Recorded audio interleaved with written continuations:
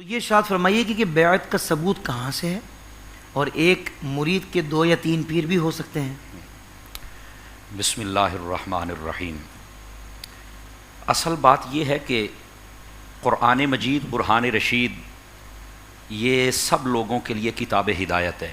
بے شک، واہ واہ۔ اور جو بھی دلیل پکڑی جائے گی سب سے پہلے قرآن مجید برہان رشید سے ہی پکڑی جائے گی، بالکل ٹھیک۔ اور اس کا کوئی رد بھی نہیں کر سکتا۔ لیکن افسوس اس بات پر ہے کہ بعض لوگ قرآن پڑھتے ہیں لیکن کچھ مسائل ایسے ہیں جن سے یا تو وہ آنکھیں بند کر لیتے ہیں یا پھر وہ کسی خاص ایجنڈے پر کام کر رہے ہیں کہ اس کی مخالفت ہی کرنی ہے۔ اس بات کی مجھے آج تک سمجھ نہیں آئی، جبکہ بیعت کا ثبوت قرآن مجید برہان رشید میں لفظ بیعت کے ساتھ ہی ہے، کسی اور لفظ کے ساتھ نہیں ہے، صحیح، لفظ بیعت کے ساتھ ہی ہے۔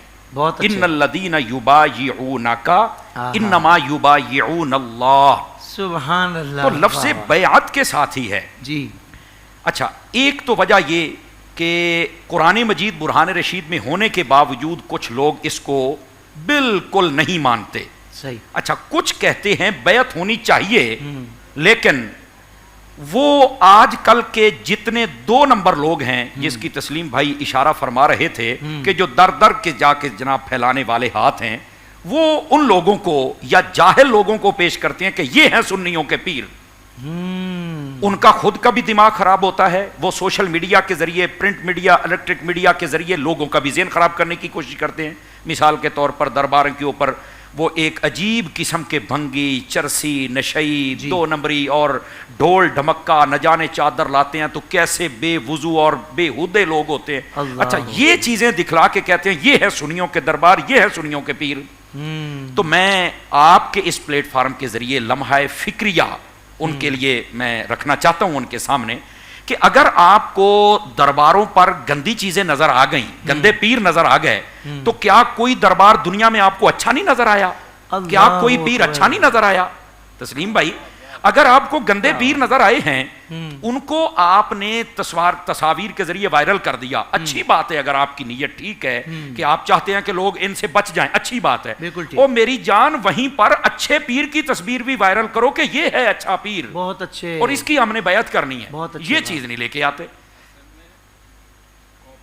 برانڈ کی آتی ہے، جی بالکل بالکل، کاپی ہمیشہ برانڈ کی آتی ہے۔ واہ واہ، اس کا مطلب ہے اصل ہیں تو لوگ بڑی زبردست بات کہی آپ نے، بڑی مجھے انہوں نے موقع دے دیا کہ میں اپنی بات کو مزید آگے لے۔ اللہ آپ کو برکت عطا فرمائے۔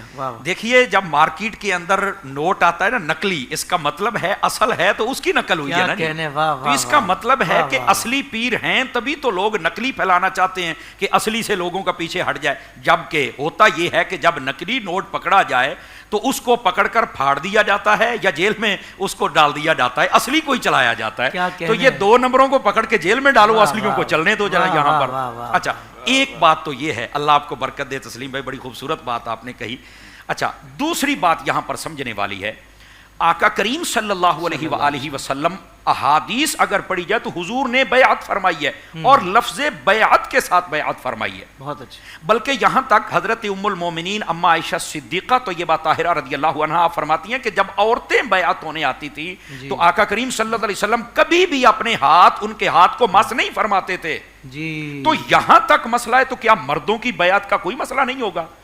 اب بخاری شریف میں حضرت عبادہ بن صامت رضی اللہ تعالی عنہ، آپ کی مرویات میں سے یہ حدیث ہے، آپ فرماتے ہیں آقا کریم علیہ السلام جب بیعت فرماتے تھے تو آپ کہتے تھے، جب لوگ آپ کے پاس آتے، ہاتھ میں ہاتھ لیتے، آپ بیعت کرتے، بایعونی الا ان لا تشرکوا باللہ شیئا ولا تسرقوا ولا تزنوا ولا تأتوا ببہتان تفترونہ بین ایدیکم ولا تقتلوا اولادکم ولا تعصوا فی معروف۔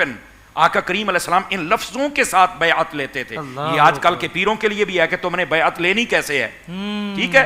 اب آقا کریم کیا فرماتے، میرے ہاتھ پر بیعت کرو کہ تم اللہ کے ساتھ کسی کو شریک نہیں ٹھہراؤ گے، بیعت کرو کہ تم کبھی بھی قتل نہیں کسی کو کرو گے، بیعت کرو کہ چوری نہیں کرو گے، بیعت کرو کہ ڈاکہ نہیں مارو گے، بیعت کرو کہ تم بدکاری نہیں کرو گے، بیعت کرو کہ کسی پر تہمت نہیں لگاؤ گے۔ یہ آقا کریم صلی اللہ علیہ وسلم آپ بیعت فرماتے، اور میں سمجھتا ہوں کہ پیری مریدی کا سارا نصاب تو آپ نے اس حدیث میں عطا فرما دیا ہے۔